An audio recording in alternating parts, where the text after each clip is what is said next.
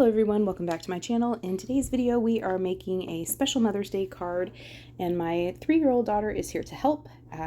So there are some times where we get off screen a little bit or things get very in your face.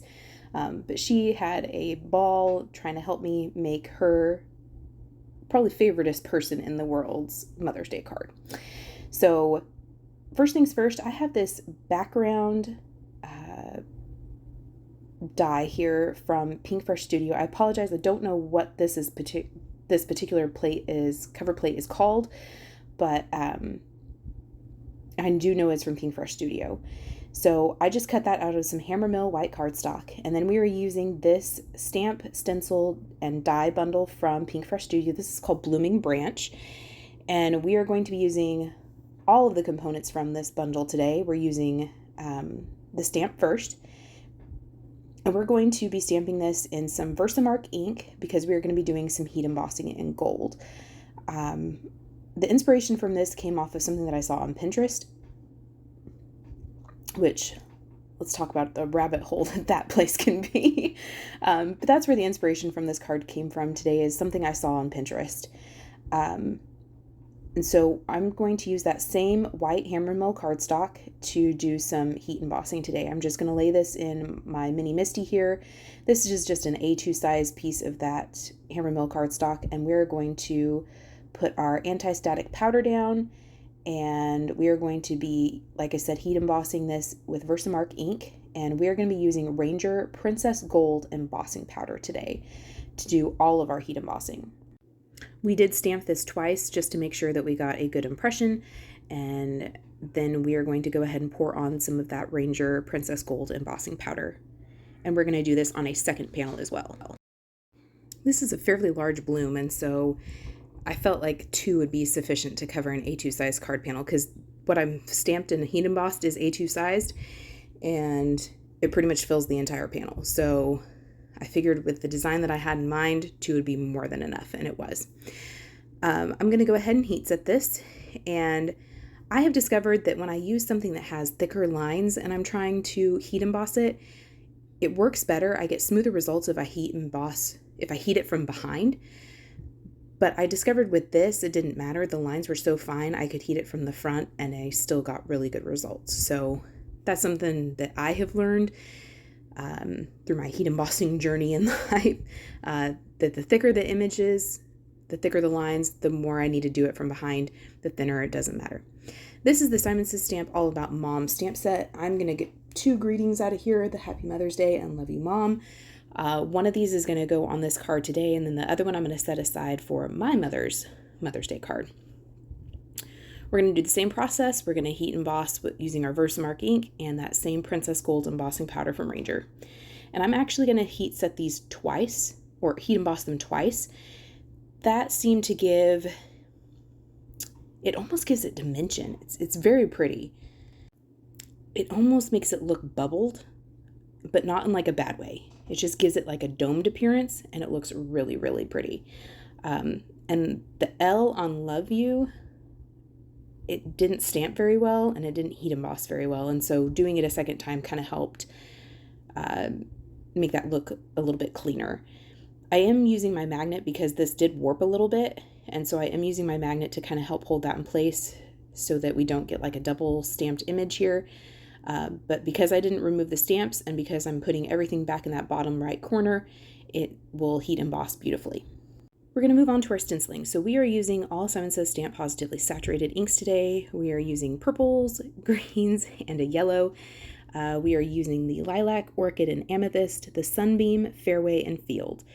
So I started with my leaves. It made more sense for me to start with my leaves and to start with the layer of leaves that had the most surface area. So this would be the lightest one.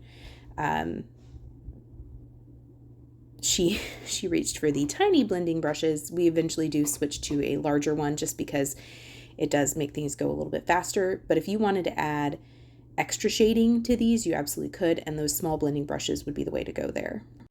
We use the Fairway for the lightest color, and then we use the Field for the more detailed layer on those leaves. And now we're on to the flowers themselves. This color is the Lilac, and this is the one that covers the most area on our stamp here, on our heat embossed image. Now we've got the Orchid, and we're going to do the same ink blending with this one, and this just adds a little bit more detail to it and gives you a little more interest and dimension. Here she is showing you the lid. We struggled with knowing to flip it around so we could actually see the words. This is the second stencil, or the second detail layer for the flowers, and this is the Orchid. And then we will move on to the Amethyst, which adds just a little bit more depth and a little bit more color. And that's what that one looks like with all three of the flower layers done. And now we're going to do the flower centers. I did toy with the idea of doing more gold heat embossing. I did toy with the idea of using maybe some Simon Hurley lunar paste in the, I think it's called Slippery When Wet, but it looks like a gold. But in the end, she really loves to ink blend, and so we went with the Sunbeam for those flower centers. These are super teeny tiny. We do end up putting some like clear pearl type gems on the top of these. So this is kind of a mute issue, but anyway. After we did that, I cleaned off the stencils, I cleaned up all of the stamps and dies, and now we're going to move on to the die cutting itself. So I'm just going to hold these in place with some washi tape and die cut these all out. And then I'm going to die cut out this label. I looked everywhere on this packaging to figure out what the name of this label is from Honeybee, but I could not find it.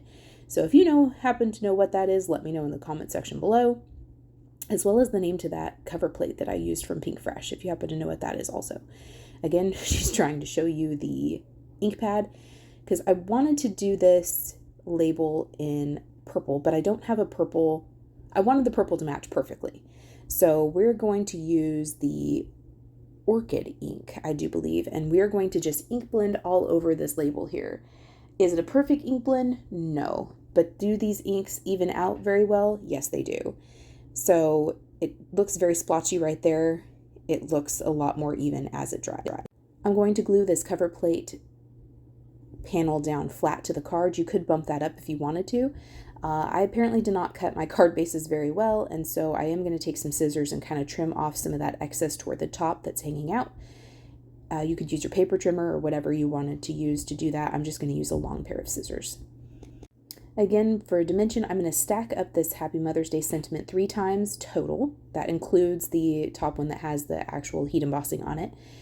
Just so this is a little more substantial and gives you a little more height and dimension. And then we can start working on our layout. So this is kind of where our layout was heading. She was so excited by this layout. And then she's like, you can cut off the ends, Mom. And I was like, yeah, you're right. So this is the general idea for our layout. I thought initially that I was going to stack up those blooming branch dies, but I decided that I would go ahead and glue those down flat. Particularly if this was a card you were going to be mailing, you would want to be conscious of your dimension. But because I'm going to more than likely hand deliver this, it doesn't matter. But I'm going to take that liquid glue and just glue this down, and then I'm going to add some foam squares to the back of, she's helping me hold it down. I'm going to put some foam squares from Dollar Tree on the back of that ink blended label from Honeybee. Before I do that, I am going to take a long pair of scissors and just trim off the excess. And then one of those larger pieces there, I'm going to fill in a little gap that's kind of in that bottom left corner. And then that will finish off the background for our card here. Here we are putting those Dollar Tree foam squares on, and then we'll peel off the backer and kind of center that in the middle of our card. And then I'm going to glue the sentiment down flat also. Like I said, that has been stacked up, so it has a little bit of dimension to it. But I felt like that label helped kind of make the sentiment pop. I think it would have gotten lost if I would have just glued it down flat, because there is a lot of white. I think it would have gotten lost. So this little label that we've ink blended really helps it pop off the surface. And then it is time for some finishing touches. So we are going to put some light purple pearls on the label, and then we're going to put some clear gems, droplets. They look like clear, like sparkles, onto the flower centers. So I purchased these from, sorry, we bumped the camera and I did not know that we bumped the camera. When I say we, I mean Miss Peyton Jean bumped the camera. Anyway, I'm going to take some liquid glue and glue all of these down, including the little pearls that are in the center. The lilac, light lavender purple pearls I got from Amazon, and I do not know where I got the little clear gems that were put in the center. I think I got those from Blingy Thingy on Etsy, but I'm not entirely sure. So this is the card done for today. Thank you so much for spending time with me. I hope you enjoyed our guest designer, and I hope you have a wonderful Mother's Day, and we will see you next time.